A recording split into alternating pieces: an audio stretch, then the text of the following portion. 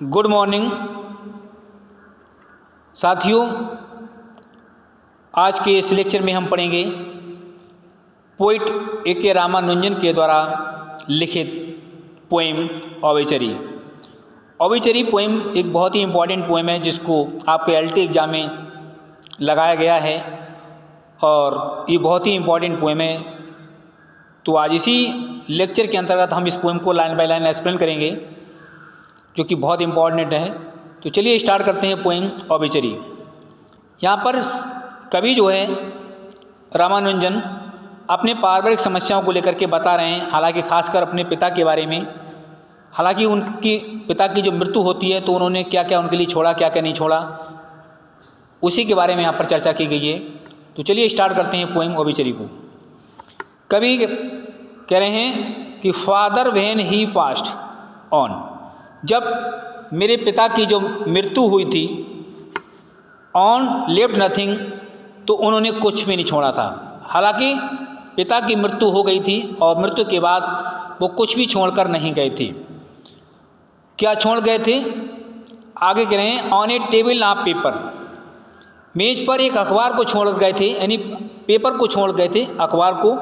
ही left डेप्ट, और उसके साथ डेप्ट माने कर्ज छोड़ कर गए थे, एंड डॉटर्स, और बेटियों को छोड़ गए थे, यानी कर्ज और बेटियों को और पेपर को छोड़ गए थे। ए बेड बेटिंग ग्रैंडसन, और एक बहुत ही छोटा पोता छोड़ कर गए थे। ग्रैंडसन माने पोता होता है, और बेड बेटिंग माने जो नवजात शिशु के समान जो कि बिस्तर पर टॉयलेट करता हो उसे बोलते हैं बेड बेटिंग। तो एक छोटे ग्रैंडसन को छोड़ कर गए थे। नेम्ड बाय द टॉस, उसका नाम उन्होंने दिया था आप एक क्वीन आफ्टर हिम। हालांकि टॉस के आधार पर उसका नाम छोड़ कर गए थे, जो कि जिस प्रकार से सिक्का को उछालते हैं, कोइन मान सिक्का होता है, उसके द्वारा सन सिक्का दिखाई देता, तो उसी के आधार पर उसका नाम छोड़ कर गए थे। और ए हाउस दैट लीनिड, और एक घर छोड़ गए थे। दैट लीनिड माने जो झुक गया था, एक झुका हुआ घर छोड़ कर गए थे। स्लोली माने धीरे धीरे, थ्रू ओवर ग्रोइंग ईयर्स, बढ़ती वर्षों के वजह से धीरे धीरे वो झुक गया था, यानी बेंड झुक गया था।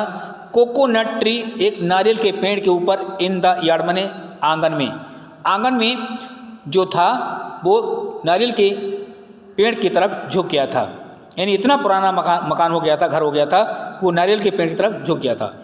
बीइंग द वर्निंग टाइप्स, हालांकि जो मेरे पिता जो थे, बीइंग द वर्निंग टाइप माने चिड़चिड़े स्वभाव के थे, जलने वाले स्वभाव के थे।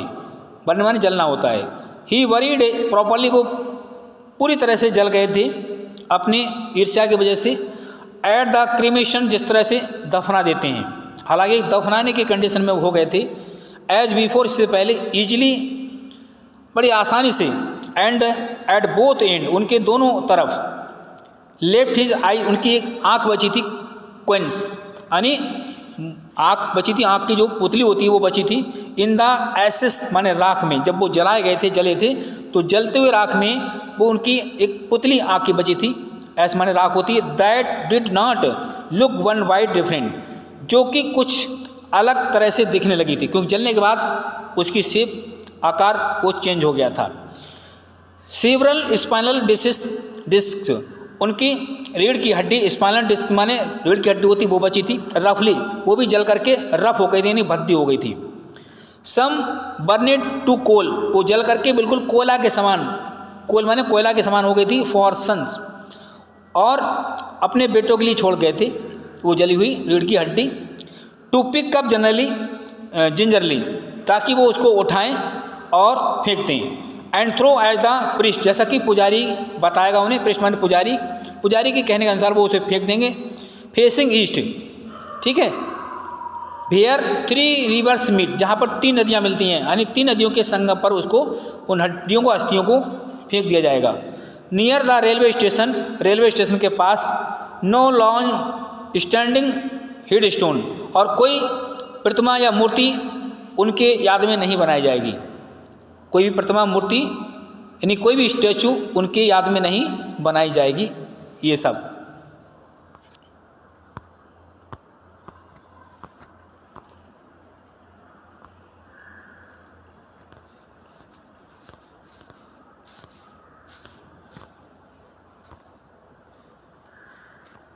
आगे विद हिज फुल नेम, ना ही उनका कोई किसी मूर्ति पर, किसी मकबरे पर उनका नाम भी नहीं लिखा जाएगा। एंड टू डेट्स, ना कोई तारीख लिखी जाएगी। To hold in their parenthesis, ताकि उनका नाम चले।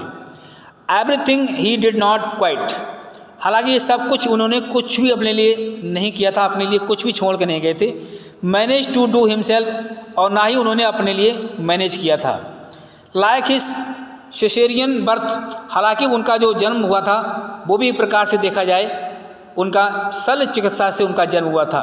इन्हें ब्राह्मण गैटो, एक ब्राह्मण के परिवार में। हालांकि उनकी जो डिलीवरी होती है वो नॉर्मल नहीं होती, बल्कि ऑपरेशन के थ्रू उनका जन्म हुआ था। And his death Y heart failure, उनकी जो मृत्यु हुई थी वो उनके हार्ट फेल से हुई थी। उनका हार्ट फेल हो गया था, इस वजह से उनकी मृत्यु हुई थी। इन द फ्रूट मार्केट, यानी फलों की जो मार्केट थी, बाजार थी, वहाँ पर उनका हार्ट फेल हो गया और उनकी डेथ हो गई। ही गॉट 2 लाइन्स, वो 2 लाइनें छोड़कर गए थे। इन ए इनसाइड कॉलम, एक कॉलम में, एक पेड़ मतलब जो है कॉलम में। आप ये मद्रास न्यूज़पेपर, मद्रास से एक न्यूज़पेपर निकलता था, उस पेपर के कॉलम में 2 लाइनें छोड़ गए थे। सोल्ड बाय द किलो, वो अखबार भी बेच दिया गया था। एग्जैक्टली 4 वीक्स लेटर, वो भी यानी 4 वीक्स लेटर, यानी 2 सप्ताह के बाद वो अखबार भी बेच दिया गया था। To the street walk hawker, यानी एक फेरी वाले के लिए, जो गलियों में फेरी करते हैं, उनके हाथों वो अखबार भी बेच दिया गया था। Who sell it in turn to the small grocers, और वो जो अखबार था वो छोटे छोटे दुकानदारों को बेच दिया गया था। वेयर आई वाई सॉल्ट, जहाँ से मैं नमक खरीदता था, कोरिएंडर धनिया खरीदता था, एंड जैगरी और मिठाई यानी गुड़ खरीदता था।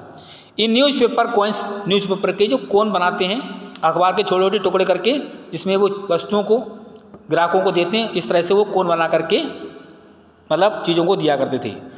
That I usually read for fun, उन चीज़ों को मैं खरीदता था ताकि मैं उन लाइनों को, जो ओबेचरी की लाइनें लिखी थी, उनको मैं पा सकूं, ठीक है, दोबारा उन लाइनों को पा सकूं।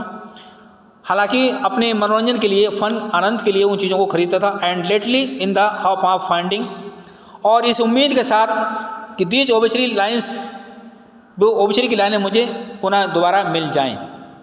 And he left us A changed mother, वो हमारे लिए एक बूढ़ी माँ छोड़कर गए थे, बूढ़ी माँ को छोड़कर गए थे। एंड मोर देन, हालांकि और इसके अलावा कुछ भी छोड़ कर नहीं गए थे। And more than 1 annual ritual, हालांकि अपनी रस्मों को पूरा कराने के लिए जो बरसी होती है, बरसी 12 महीने के बाद, ठीक है, या 12 वर्ष के बाद, वो हमारे लिए छोड़ गए थे। तो एनुअल रिचुअल, जो वार्षिक जो रस्में होती हैं, उनको पूरा करने के लिए ये छोड़ गए थे। तो डियर स्टूडेंट, यहाँ पर राइटर कह रहा है कि पिता ने मृत्यु के पश्चात कुछ भी नहीं छोड़ा, यानी कि सब कुछ वो नष्ट करके चले गए थे। तो डियर स्टूडेंट, ये पोएम आपको समझ में आ गई होगी।